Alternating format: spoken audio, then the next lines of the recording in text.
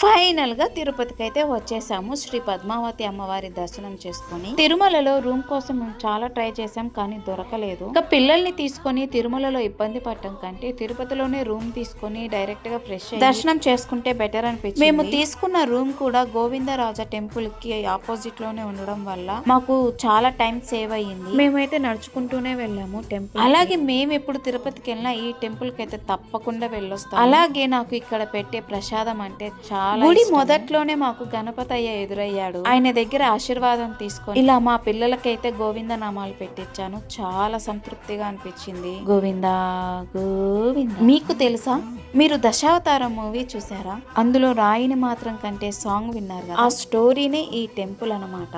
ఆ స్టోరీని నేను అటాచ్ చేశాను. మీకు గనక టైం ఉంటే ఖచ్చితంగా చూడండి. మీకు గనక నచ్చినట్లయితే ప్లీజ్ సబ్స్క్రైబ్ చేయండి, షేర్ చేయండి. ఇక నెక్స్ట్ తిరుమలకే మన ప్రయాణం.